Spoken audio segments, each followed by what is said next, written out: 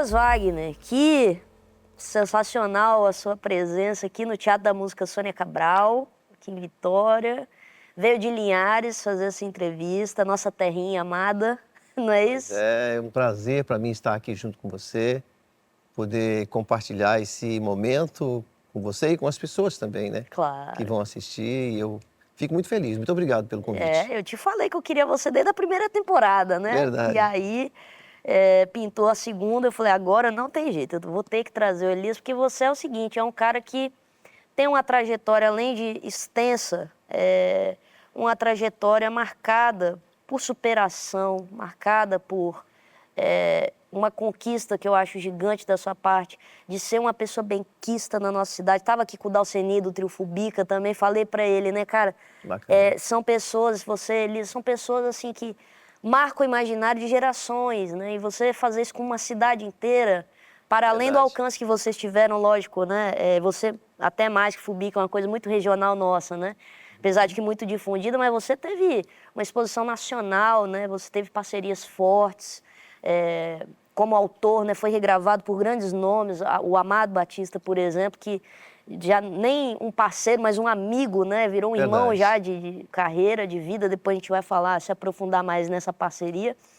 Para citar apenas um nome, né? Mas você como letrista, você como autor. E um cara que vem, né, dali do norte do Espírito Santo, né? A gente estava até comentando aqui antes, né? Da época que Bananal pertencia a Linhares. Então, teoricamente, Elias Wagner é linharense, apesar que nasceu na região, que virou um outro município depois. Verdade. Mas até então, na certidão, tá Linhares. Tá Linhares, eu nasci no município de Linhares, depois que virou Rio Bananal, né? Exato. Mas eu nasci no distrito pertinho ali, do Rio né? São José. Isso. Né? E ali no córrego... Ele, na verdade, é córrego São José, córrego Santo Antônio. Tem essa, né? Pertinho de São Jorge Tiradentes. Isso. É naquela região região ali. bem rural, bem né? rural. Do que a gente diria, muito da vida, do que é descrito do sertanejo, estava ali na sua vivência desde criança. Né? Exatamente. Eu cresci ouvindo meu pai tocar gaita, né? Meu pai tocava aquela gaitinha de boca. E chegava da roça da colheita. Todos os dias. E ele cansado, e eu ficava assim... Né, enchendo o saco dele para que ele tocasse gaita, né? E ele cansado, não queria tocar, mas aí ele cedia de tanto fazia que vontade, né? Fazia vontade e acabava tocando lá pra gente. A gente cantava, os meus irmãos, a gente cantava tudo junto, né? E... Já tinha aquela coisa de fazer divisão de vozes? Já tinha, os meus irmãos todos cantam, né? Musicais, assim, a família musical. Pois é, nós herdamos isso do nosso pai, né? E vocês são em 9? Nós somos em 9. 9 filhos. Você monte. Quase o caçula. Teve um caçula depois de você. E que faleceu, né? Já falecido. Aí meu pai casou de novo e teve 2 filhas ainda. Rapaz. Porque a minha mãe morreu quando eu tinha 4 anos de idade. Perdeu a mãe muito cedo. E o teu pai, se eu não me engano, também faleceu, você estava nos 20 e poucos anos. Era Exatamente. Novo também, um rapaz. Novo também. Aliás, a preocupação do meu pai era o que seria de mim, porque ele se preocupava muito comigo, porque até então eu ainda não tinha como sobreviver, né? Sim. Então ele se preocupava muito comigo, meu pai. E ele faleceu e não deu tempo dele ver que eu consegui sair de lá, que eu consegui trabalhar, que eu consegui sobreviver. Mas deve estar orgulhoso lá de cima, com certeza, porque a estrela brilhou forte, né? Se ele não viu daqui, viu de lá. Isso, né? Graças a Deus. A gente é muito grato a Deus e a todas as pessoas que durante esses anos todos estiveram caminhando lado a lado junto comigo, né? Me ajudando. Eu falo que o meu público sempre me pegou pela mão. É um público muito leal, fiel, né, Elias? Muito leal. Público... Muito bonito isso. Já teve momentos na minha vida que a gente fica meio um pouquinho frustrado, você fica um pouco desanimado, mas é como se as pessoas sempre falam comigo, olha, o seu lugar é no palco. Olha só.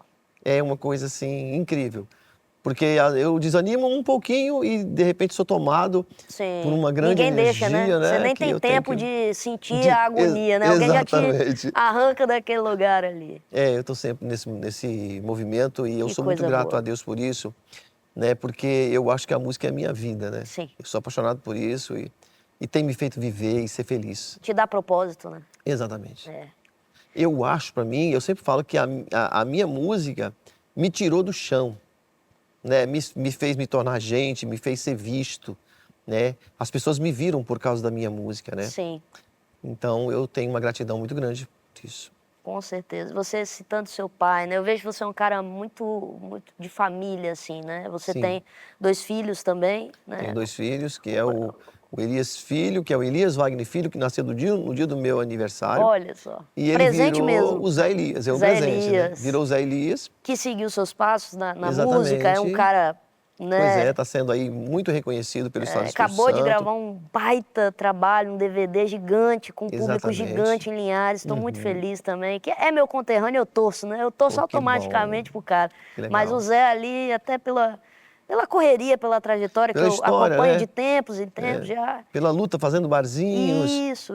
aquela coisa, É. né? E tocou, ele me acompanha, na verdade, cantando comigo há mais de 15 anos. Não, é uma coisa linda ver vocês dividindo voz ali, cantando junto, aquela coisa pai e filho ali. É muito bonito, é E eu tenho emocionante também sempre. o Orlando, né? E o Orlando? O O Orlando Orlando não que me quis mexer com acompanha. música, Não, o Orlando ele é produtor musical, né? produtor. Onde ele narra, nós Mas já temos é um o cara mais estúdio. cabeça, Exato. de arquitetar as coisas. Nós temos um estúdio onde só grava eu mesmo, né? Como Sim, eu trabalho muito com a estúdio rede, próprio eu aqui. acabo gravando muita coisa. Então, ele teve que se especializar nisso, em gravar, aprender essa parte de mixagem, Sim. masterização, para que nós pudéssemos fazer o trabalho que a gente faz. E um trabalho de fato independente dessa forma, né? Porque aí Todo você independente. tirou a amarra de tudo. Você não precisa de gravadora, não precisa de... Dali mesmo vocês tocam o trabalho. Porque, na verdade, surgiu a necessidade seguinte, quando eu descobri que a rede poderia me ajudar a crescer, Sim. eu notei que os estúdios demoravam muito para me entregar o produto. Sim. Né? Então, às vezes você fazia uma música, você gravava, ela Tava demorava na mão do 30 cara dias ou lá. mais, né? É. E agora não, agora eu consigo fazer isso No tempo de tudo vocês, ele tem um planejamento sempre muito interno. rápido, né? Quero lançar tal dia, então a gente Então precisa a gente começar a gravar trabalha em cima agora. disso, né? Muito, muito bacana, muito Uhum, bacana. uhum. E aí vem de uma família de 9 irmãos, teve 2 filhos que te acompanham, né, para cima, para baixo, aí para onde você vai, que você roda, né, meu filho? Não para quieto também, né? Bastante, né? A gente trabalha muito, né? Graças a Deus. E isso é muito legal porque te fortalece, te energiza, te faz se sentir importante, né? Porque é muito Claro, importante útil, quando você se né? sente útil, né? Com certeza, com certeza. Isso é muito bom. E uma fala sua que eu vi, você produz muitos conteúdos, né, para Muitos. internet, Facebook, YouTube, né? Aliás, depois Instagram. depois a gente deixa o arroba, inclusive na descrição do vídeo, para todo mundo te seguir, te acompanhar nas suas redes, porque é muito bacana o jeito que você conta a sua história, né? Em desses conteúdos, assim, eu li, assim, a questão do teu pai, né? Você falou ali, eu queria voltar um pouquinho no seu pai, porque mas me deixou, assim, emocionada na hora que eu li. Que para você ir para a escola, o seu pai, ele fez um carrinho de madeira para o seu irmão te carregar para a escola. Exatamente. O fato de eu ter ficado deficiente físico com 2 anos de idade, eu tive paralisia infantil, por não ter tomado a gotinha, né? Então, quando eu cheguei aos meus 6 anos de idade, meu pai queria muito que eu estudasse. E dava aí uns 2 quilômetros da minha casa até a escola, né? E a escola era da 1ª à 4ª série, e todo mundo estudava junto. Olha só.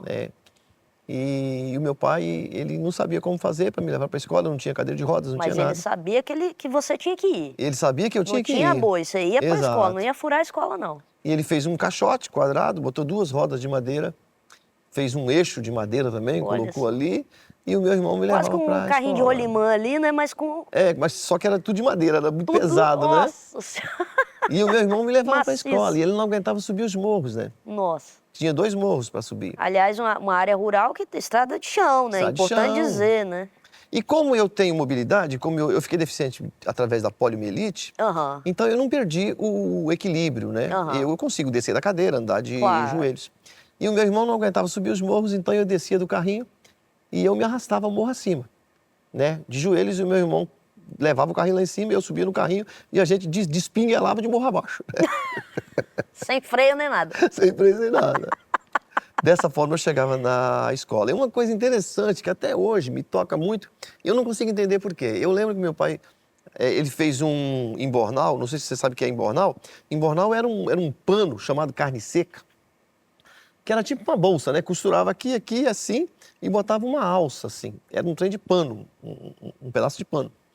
E eu colocava os meus cadernos dentro daquele embornal e eu colocava aquele embornal aqui nas costas. Passava por aqui, né? Pendurava nas costas. E por alguma razão, que eu não sei explicar, eu descia do carrinho, mas não deixava o embornal dentro do carrinho. Ele ficava nas minhas costas. Então eu subi o morro, eu gatinhando, né? O embornal caía no chão e eu batia a mão nele assim e jogava assim nas costas. E caía pro outro lado. E eu jogava de novo, caía. Então, por alguma razão, eu fazia isso, né? Em vez de, vou arrancar esse trem, mas não, né? Deixava lá e ia fazer. E um fato interessante, que o fato de eu estar andando pelo chão, eu me sujava todo, né? Aham. Chegava lá na escola, só tinha o filtro, não tinha água. Então, eu não queria sujar os meus cadernos, mas não tinha onde lavar as mãos. Aham. Toda de terra vermelha. Né? E eu que a terra ali da região é bem vermelha. Bem vermelha, é. Eu sentado logo na primeira fila de cadeiras, e eu me lembro que eu tinha que cuspir nas mãos e esfregar na minha bermuda para poder pegar os meus cadernos e não sujar. Porque eu sempre fui muito caprichoso, Sim, eu queria aquilo tudo limpo, mas como ficar limpo, né? Se você está tudo sujo, né? Então eu vivi tudo isso, mas eu digo hoje com orgulho da força de vontade que eu fui tomado para chegar até aqui, para lutar e nunca desistir, né?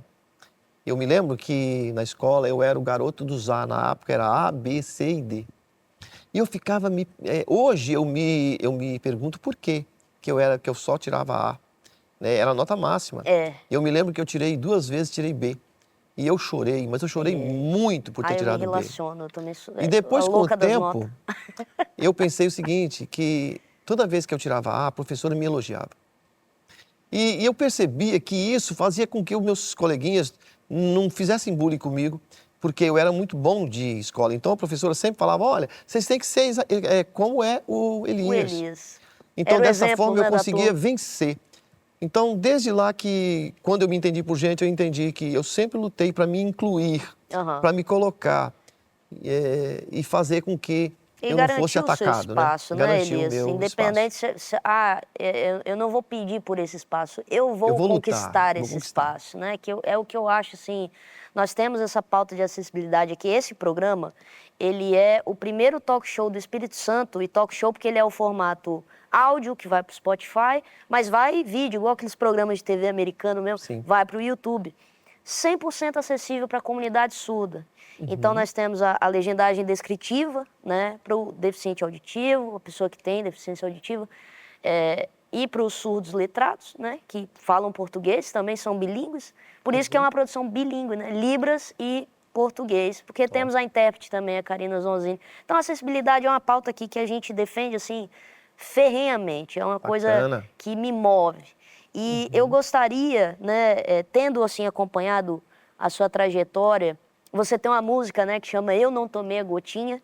Eu tomei a né, gotinha, que exato. No estado, assim, foi de uma repercussão muito grande. Muito né, grande. Muito grande.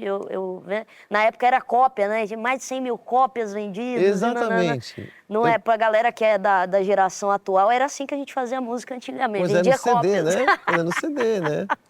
E uma coisa interessante, na época eu sei que eu coloquei atrás de um ônibus, né?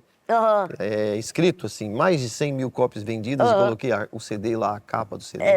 E foi algo assim interessante, porque na época a Igreja Católica estava lançando uma campanha chamada Levanta-te e Vem para o Meio. E falava exatamente disso, né? De você se incluir. E eu lancei a música em cima da campanha da fraternidade. Olha só. Eu não tomei a gotinha. E a música, assim, me levou para vários lugares do Brasil para falar sobre a poliomielite. Claro. Por exemplo, 23% das crianças de Porto Seguro não haviam sido vacinadas em 2006, né? Certo. E aí eu fui convidado pela prefeitura para poder estar lá junto com o Zé Gotinha e em todos os postos de saúde lá dos distritos de Porto Seguro, eu ficava na frente do posto e eu cantava a música, né? Juntamente com o Zé Gotinha, num momento especial. Sim. Então foi muito interessante. Eu fui para Tocantins para falar sobre isso. Eu fui para o Maranhão, onde eu fiz vários municípios por causa dessa música, além de todo o estado do Espírito Santo que a gente visitou, fazendo um projeto chamado Projeto Campeão, Histórias que eu canto e conto. Olha, que onde eu visitava as escolas e falava Para falar sobre isso. sobre a gotinha, né? Eu quis trazer à tona esse assunto também, porque além de você ser, né, uma pessoa que levanta essa bandeira e fala, né, disso muito abertamente, né, fez uma música a respeito, essa música circulou, certamente ajudou isso a conscientizar as pessoas. Sim. E eu vejo, Elias, que pesquisando sobre a poliomielite, né, o último caso que a gente teve, o Brasil livre da poliomielite, 1994, foi ontem. Exato. Né? E a gente vê uma ascendência agora desse discurso anti-vacina, né? Sim, Que está sim. muito forte. Desde a pandemia a gente veio, né, Sim, sim. debatendo, que foi um período muito importante assim, para a gente entender até como a gente estava de consciência nessas pautas. E a gente viu emergir assim, muito esse negócio do eu não vou dar vacina para o meu filho e não sei Sim. o quê, não sei o quê. E eu falei, cara, eu preciso tratar desse tema com Elias, porque Elias é um agente dessa palavra, né? Elias é um exemplo vivo ali de tudo isso. E que recado você tem, né, para dar, através dos seus relatos, da sua história, da sua trajetória, para essas pessoas que têm essa cabeça inchada hoje contra a vacina, porque o risco de incidência, nós temos essa doença, Sim, nós temos não um tem risco. mais ela crua, rara ali, né, já para atuar. Não tem, ela está totalmente erradicada neste momento. Mas a reincidência pode ocorrer, se Pode, todo mundo sim. parar de vacinar e começar a não vacinar os filhos, daqui a pouco ela pode voltar. Isso seria um Exato. pecado, né? Exato. Eu acho que a internet, ela deu voz a muita gente. E algumas pessoas acabaram falando coisas que não deveriam, né? Não Então, teve um filtro, né? exatamente, Potencializou, né? deu o microfone para todo Para todo mundo, mundo e todo mundo mas fala, não, né? Então, mas não avaliou, né? Se todo mundo pode, né? qual que é o discurso, né? Pois E é. quais consequências Na desse verdade, discurso. eu tenho 57 anos, né? E se você for fazer uma análise das pessoas que sofreram poliomielite, eles vão ter em torno dessa idade, né? Olha só. 50 anos, por aí. Né? Então, você vê que a vacina, ela ajudou as pessoas que vieram depois de mim, Com certeza. né? Com certeza. E a minha vida poderia ter sido muito mais fácil, né? Se eu não tivesse tido poliomielite, mas eu tive. Sim. E tive que reaprender a viver, né? Por causa Claro. disso, né? Hoje, quando eu vejo pais que não levam seus filhos para vacinar, é porque não sabe de tudo aquilo que um deficiente físico enfrenta.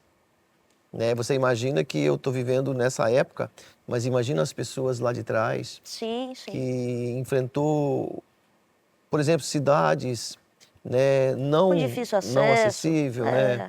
Que você vai para o lado de, por exemplo, Minas Gerais, cidades do interior. Por exemplo, Nordeste, né? Essas regiões. exato. Eu aprendi algumas respostas durante a minha vida. Por exemplo, vamos no cinema, um tempo atrás, né? Sim. Assim, não vou não, porque eu não gosto do filme. Mas na verdade não era, é porque eu já sei que lá eu não vou conseguir entrar no banheiro, não conseguia na época. Sim. Então, quer dizer, como é que eu vou para um lugar desse se lá eu vou que ter não tá problemas, preparado né? para te receber. Não está né? preparado para me receber. Então, hoje está muito melhor, mas eu vivi uma época difícil, né? Claro. Muito difícil, porque a acessibilidade, ela tem pouco tempo que as pessoas começaram a se preocupar com Realmente isso, né? jogar luz nesse tema, né? Por exemplo, a gente fez um show, o primeiro show que eu fiz foi o ano atrasado, né? O primeiro show com rampa. Olha, E eu nunca tinha tido uma rampa exclusiva para mim. para você Então foi acessar o assim, palco, olha que coisa. emocionante. Nossa. Foi algo assim impressionante, foi na cidade de Aracruz. Olha que Fiquei encantado com o prefeito de Aracruz por ter feito isso. E depois, logo em seguida, eu fui fazer Sorriso no Mato Grosso e lá também tinha uma rampa para mim chegar de acesso ao palco. Fiquei encantado com isso e falei, caramba, que legal. Né? Eu acho que o futuro vai ser muito melhor. Com certeza. Né? E graças a pessoas como você, que estão aqui, que estão Estamos mostrando. contando isso, né? Exatamente. Nós porque precisamos falar sobre isso. eu acho que é uma questão também, e lidando muito, eu tenho uma proximidade muito maior, né? Porque, lógico, a gente fala, a pessoa com deficiência, quantas camadas, né? Por exemplo, eu tenho mais proximidade com a galera surda, né? Então, as temáticas da surdez, da deficiência auditiva, os desafios comunicativos que eles têm, né? A gente trabalha, todas as produções que eu faço são inclusivas para eles. Se eu não posso incluir, eu não faço a produção. Eu cheguei nesse nível, assim, cara, se eu não puder fazer com, eu não vou fazer de forma alguma, porque eu não quero mais excluir essa galera. Show. Né? Porque quando você para pensar, um jogo de futebol, uma novela, jornal, né? Você ir no Ministério Público e não conseguir fazer uma denúncia, porque não tem ninguém lá que te entende, que fala a sua língua, né? A Libras, uma língua oficial do nosso país. Né? Você vai nos Estados Unidos, a gente tem lá o francês e o inglês, 2 línguas oficiais do país. Aqui nós temos isso e, né, não é ensinado nas escolas. Nós crescemos nesse mundo ouvinte, né, que é privilegiado porque a gente tem tudo feito para um ouvinte. É a mesma coisa do zíper para quem é canhoto, né? Tudo feito de um lado, ninguém pensa no cara que precisa abrir a calça desse lado, tem a mobilidade aqui. Então, são coisas que a gente, quando a gente não nos falta, né? Quando isso não nos falta, a gente não sente falta e não se preocupa com isso. Até você conviver com alguém que vai te dar um relato, que você vai parar para refletir sobre aquilo, né? Às vezes um ídolo, uma pessoa, uma figura pública de quem você gosta muito, que vai debater aquilo ali. Por isso, falo da importância do seu discurso, do carinho que você tem com essa narrativa de viajar, falar sobre, contar a sua história, se apoderar da sua história sem vergonha alguma, sem qualquer limite, sem qualquer... Isso é muito bonito, porque isso educa, isso ajuda as pessoas a compreender melhor. Porque às vezes é um mundo um pouco mais distante, nunca teve contato e tal, mas, poxa, eu nunca refleti sobre isso. É mesmo rampa, né? Se eu pensar na rua da minha casa, quantas tem? Né? O acesso para chegar em coisas básicas, hospital, né? Que todo mundo deveria ter acesso fácil, poder se comunicar de forma rápida, uma pessoa com cegueira, uma pessoa...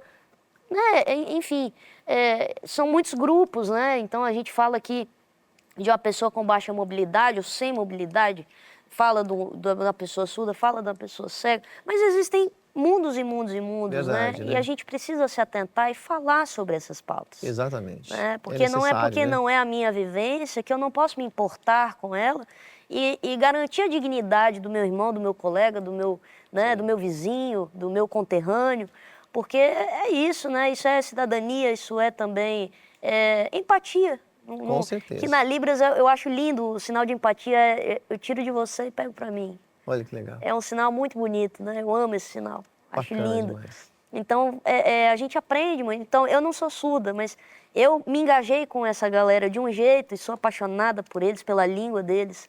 Também pessoas marcadas por uma história muito de perseguição ao longo dos séculos, né? Perseguição, violência, foram privadas da educação, não podiam estudar. Não... Então, assim, a gente, enquanto humanidade, né?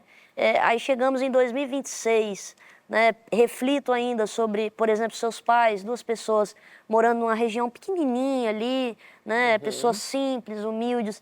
Como é que tinham acesso à informação? Uma coisa é, quando você era criança, você é de 70... Eu sou de 68. 68. Em 70 foi quando você, aos tive 2 paralisia anos... infantil, Poxa, se a gente comparar o acesso à informação de hoje, que os pais têm, muita coisa, com né? os seus pais lá em 68... Nossa. Então, assim, poxa, se tiverem tido acesso, se tivessem, na época, tido acesso, será que a história não teria sido diferente? Teria sido diferente, com certeza, Não né? é? Então, faz a gente refletir. É verdade, por isso a importância de levar os filhos para tomar a vacina, né? É importante. E não dá ouvido a certos comentários com relação a isso, né? Porque a internet está poluída de pessoas falando... Com relação a isso, eu digo asneira, né? Né? Porque só quem passa por isso é que entende a dificuldade que foi, né? E que é para viver numa cadeira de rodas, né? Sim. Não que a minha vida é uma vida difícil. Sim. Não, eu sou uma pessoa feliz, né? Vive bem, né? Eu sou Você se cara... encontrou na sua Exato. Eu me entendi, vivência. né? Com o passar do tempo, E se claro aceitou. que eu acho que a fase mais difícil de ser cadeirante é quando você completa aí 14, 15 anos, né? Sim, que é o momento período que de adolescência. você está Já se descobrindo, né? Um período difícil. Porque até ali você não sente nada. Eu descia daquele carrinho para ir para a escola e saía dando pirueta pelo chão afora, não estava nem aí para isso, né? Não era uma tristeza que eu estava, não estava agoniado com nada. Só que quando você Só completa... era mais trabalhoso, mas não te atingia, né? Não, Como criança, você nem você não, nem... né? Mas só quando você completa aí 15 anos, você começa a se ver, epa, agora as pessoas estão me olhando e eu quero que elas me vejam. Só Sim. que se elas me veem inferior, fica ruim para mim. É. E aí você começa a ficar frustrado, né? Claro. Mas só que depois, com o passar do tempo, você melhora isso, né? É. E ainda bem que melhora, né? Nossa, e melhorou muito. Melhorou muito. Hoje você é uma figura muito respeitada, muito benquista e fez por merecer isso, né? Você conquistou isso das pessoas. Graças a Deus, né? A gente sempre viveu de um jeito assim, de um jeito humilde, do jeito que a gente realmente é, né? Sem máscara, sem inventar nada, né? Inventar sucesso, sucesso mentiroso, nada disso. Eu sempre fui aquilo que eu sempre fui mesmo, né? Vivendo com a minha limitação e sempre agradecido a Deus por ter me dado a oportunidade de chegar. Porque quando você está começando, qualquer degrauzinho que você sobe te faz muito feliz, né? Com certeza. Então, cada degrauzinho que eu fui subindo, que eu tô nessa escada ainda trabalhando, é sempre uma comemoração, né? Sempre uma felicidade. Com saber que a gente certeza. conquista mais um pedacinho da nossa história para a gente poder ficar bem, né? Com certeza, maravilha. E depois de tantos relatos emocionantes assim, né, queria falar um pouquinho agora da sua carreira em si, né? Você começa em 99 com o lançamento de um álbum, né? Isso, Foi Tudo o e seu Nada. primeiro, Tudo e Nada, né? Era um sonho isso aí. Era um sonho, Muito imagina o difícil primeiro estúdio, disco. né? Na época, eu já vinha de uma cultura em que uma gravadora gravava Ela que você te em São escolhia, Paulo, né? te escolhia. Isso. E eu não tinha acesso a São Paulo. Você imagina que uma pessoa vivendo lá no Córrego Santo Antônio, Aham. como é que você vai Imagino. ter acesso a São Paulo naquela época? Né? E aí, Na minha já foi muito difícil, porque eu comecei a compor, a escrever em 2008. Eu falo que minha carreira, na verdade, se deu em 2010, porque esses 2 anos de 2008 eu fui me lapidando. Aí eu já me considerei artista mesmo ali. Pô, já estou escrevendo legal, já vivo de música, 2010. Então fiz 15 anos de carreira em 2000 na Pois é. verdade, 17 da e escrita. foi difícil, Naquela né? época já Foi não difícil. tinha. Eu fico pensando na sua época, porque Muito 2009, 2008, tinha acho que chamava Torre, se eu não me engano, um estúdio aqui que era mais conhecido em Vitória, na capital. E era assim, não era assim, quanto que é? Eu quero gravar minha música. Não, o cara tinha que gostar de você e falar pra você, olha, eu quero investir na sua música. Se não, fazia o que a maioria de nós que vivemos, né, o eixo ali, né, Rio-São Paulo, pega e vai pra uma metrópole, uma mega cidade. Então, assim, fiquei me perguntando isso mesmo. Falei, rapaz, o Elias em 99, pra na gravar esse verdade, disco, fez o quê, né? Olha que coisa interessante. Eu estava fazendo barzinhos e surgiu a necessidade de gravar um CD. Porque as Pra pessoas... vender esse trabalho. para poder eu ficar assim, tocar nas emissoras de rádio. Na época era para isso. O plano era tocar na Tocar rádio. nas emissoras de rádio. Certo. E eu me lembro que foi na época que estava chegando aqueles teclados da Roland, XP50, Nossa. XP80. A febre, né? Então eles faziam gravavam os MIDI O synth, dentro daqueles disquete, Sim. né? E tinha um rapaz que tocava na Banda Azul, lá em Marilândia. E eu fiquei sabendo que ele montava esses playbacks lá. E eu tinha um Fusquinha na época, eu fazia jabarzinho, eu consegui comprar um Fusquinha. E aí eu fui sozinho para lá, sem cadeira de roda, sem nada. Olha que loucura. Caramba. Cheguei em Marilândia, eu tinha um conhecido lá que chamava-se Anderson Javaris. Ele é dono do material de construção Javaris. Cheguei na frente, buzinei, o Anderson, e aí, Elias, o que você está fazendo aqui? Rapaz, eu vim aqui procurar um tal de Jean, que diz que ele monta umas músicas aí no disquete, pá. Sabia nem onde o cara tava. Você Não, só não sabia que ele sabia. tava em Marilândia. Marilândia. E se jogou. E eu sabia que o Anderson, como ele tocava teclado, ele sabia desse cara. Aí o Anderson falou, ele trabalha numa galeria ali, Elias.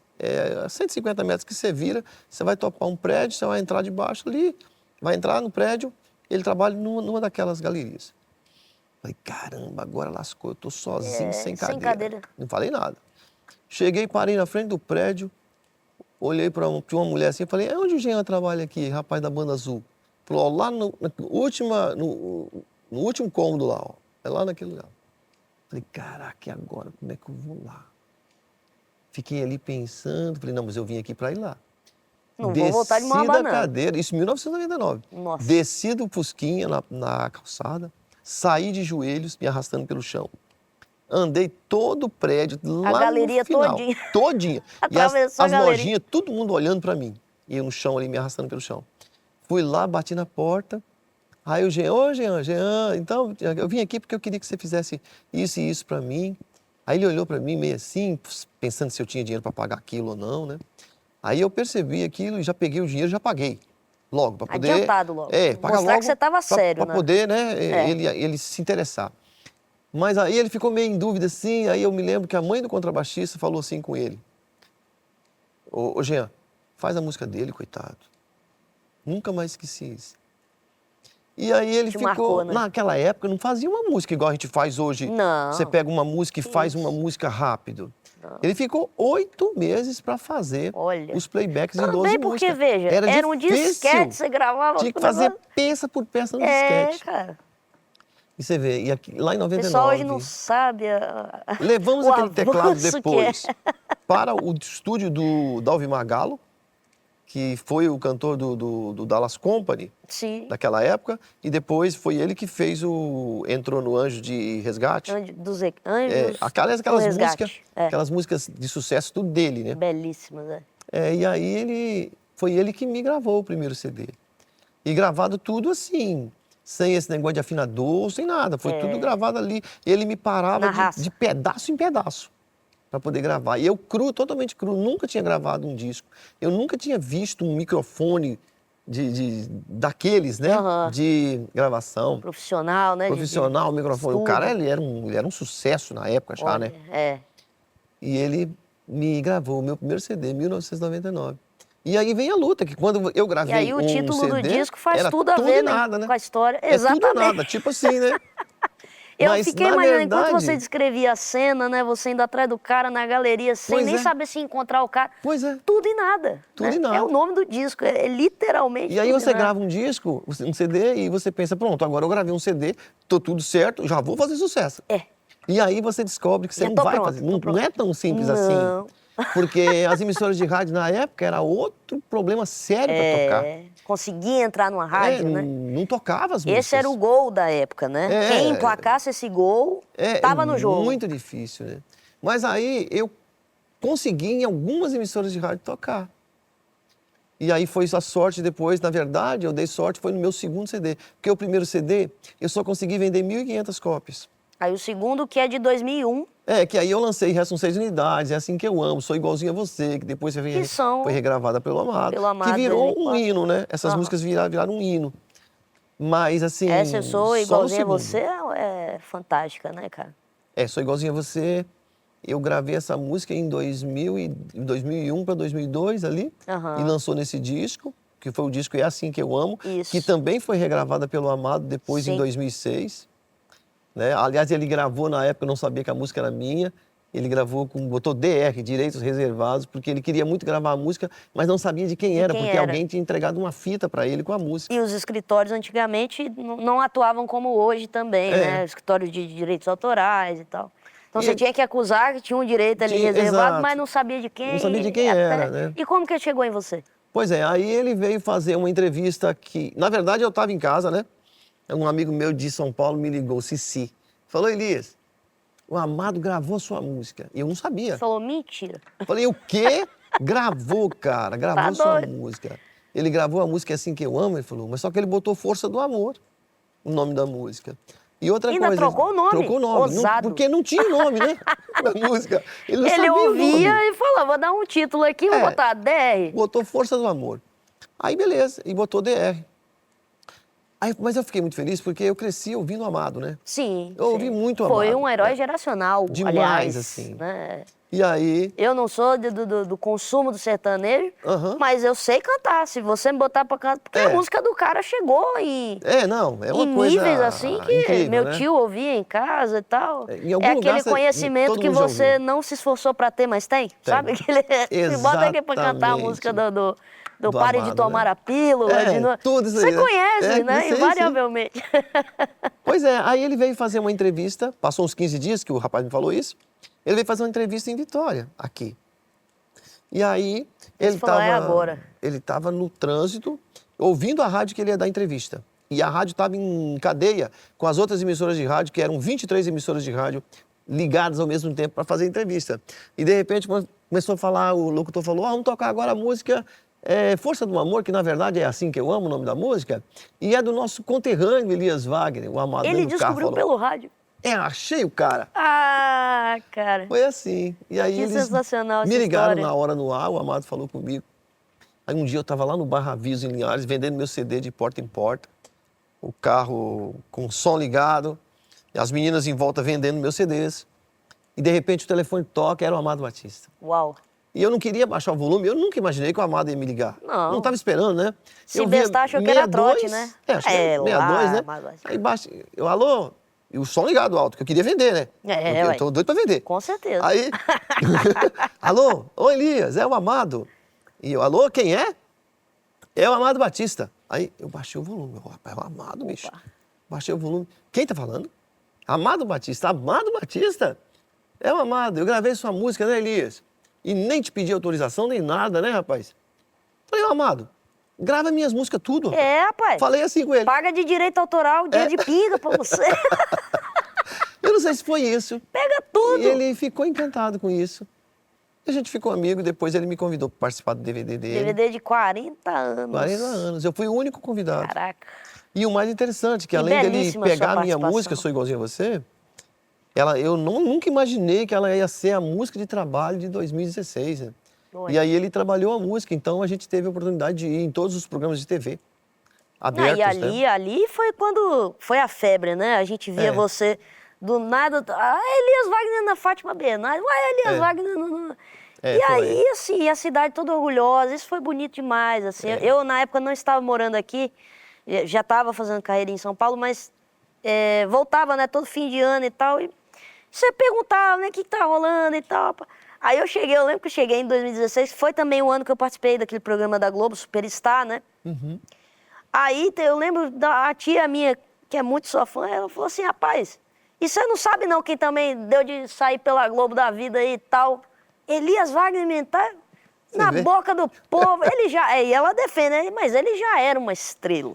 Eles só estão descobrindo ele agora, mas ele já era uma estrela. Muito legal, então você vê o carinho que as pessoas falam, assim, e ela veio me contar assim, com alegria, né? Do tipo, eu tinha acabado de ir pra televisão, ela falou, você não sabe também quem tá rodando os programas, todas as emissoras, tudo. Elias Wagner, menino. Olha só, né? Daquele jeito, Deus do céu, carinhoso. muito legal, né? Isso muito aí que é legal. muito bonito, né? Esse carinho que a gente faz música, a gente não faz música só pra gente, né, Elias? A gente já faz pensando assim, cara, isso aqui, às vezes essa coisa que eu tô escrevendo aqui vai casar exatamente na vida de alguém que talvez não tenha essa habilidade de botar no papel, mas sente. Sentir exatamente. é um dom humano, todos nós, Verdade. né? Sentimos. Então, a pessoa se relaciona, às vezes, né? Quantas vezes uma música... eu acho isso engraçado, o poder da música, às vezes... até em outro idioma, você nem entende o que está sendo cantado, mas te arrepia, você fica emocionado tem com esse aquilo. poder, né? E você não está nem sabendo, às vezes a letra está falando de uma coisa nada a ver, mas verdade. você fala, nossa, que música bonita, né? Na Então, verdade, a música, quando ela é bonita, você só tocar já tá bom, né? Já tá bom. Não precisa nem cantar. Aí quando a música é mais ou menos, você canta para dar uma melhorada. E quando tem uma letra boa, aí é a cereja do bolo. É verdade. É a cereja. É o que acontece com as suas canções. Meu amigo, eu fico assim, em êxtase. Eu estava querendo essa entrevista há muito, muito tempo. Obrigado. Porque eu sabia que ia ser um papo assim, muito gostoso, né? O tempo passa até correndo. Eu ficaria assim umas 5 horas te ouvindo. Obrigado. Aquele dia fui à sua casa com o nosso amigo, né, Bruno Calmon. Voltei de lá, né, falando de você, falei, rapaz, eu ia só acendendo a vontade, né, preciso falar com a Elias, preciso entrevistar a Elias, vai ser muito legal. E foi tudinho que eu esperava e muito mais, esse nosso papo. Te agradeço pelo artista que você é, porque eu sou já de uma outra geração de músicos de Linhares, né, da nossa terrinha ali, mas assim como Dalceni foi um herói pra gente na infância, você também, ver o seu filho brilhando agora, é uma torcida de uma cidade inteira por ele também, não tenha dúvida, independente, né, do gosto musical, né, mas a gente torce, às vezes não...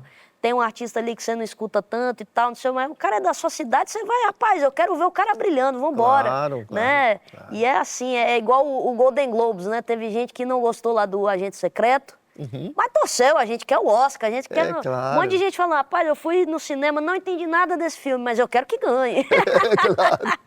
Porque Claro. isso é do brasileiro, né? Com certeza. Então, logicamente, é nosso aqui também, do nosso estado, e especialmente em Linhares, que é essa terra mãe fértil de muito, berço, aliás, de muitos escritores fantásticos, e eu te coloco nesse rol. Obrigado, De muito canetada obrigado. mágica, botou a caneta sucesso. Obrigado, muito obrigado. Quero muito te agradecer pelo convite. Foi uma grande alegria bater um papo com você, né? Obrigado pela recepção maravilhosa. Opa! Foi top. Obrigado. Ficamos todos muito felizes, todos aqui da equipe, e espero que essa entrevista chegue em quem tem que chegar, que é sempre assim, a gente solta, entrega, joga, Isso. e chega em quem tem que chegar. Pronto. E que as pessoas te adorem, né? Quem não conhece ainda, mas quem já conhece, já é apaixonado pela sua pessoa, Obrigado. que relembre momentos gostosos da sua carreira, de repente uma informação nova aqui que surgiu que não Sim, sabia, uma claro. curiosidade da tua história, que essa seja uma entrevista, assim, bacana aí, pra gente ter de registro, pra guardar pra sempre na memória. Muito obrigado. Show. Obrigado a Tamo você. junto. Obrigado. Tamo junto. Sempre. É nóis.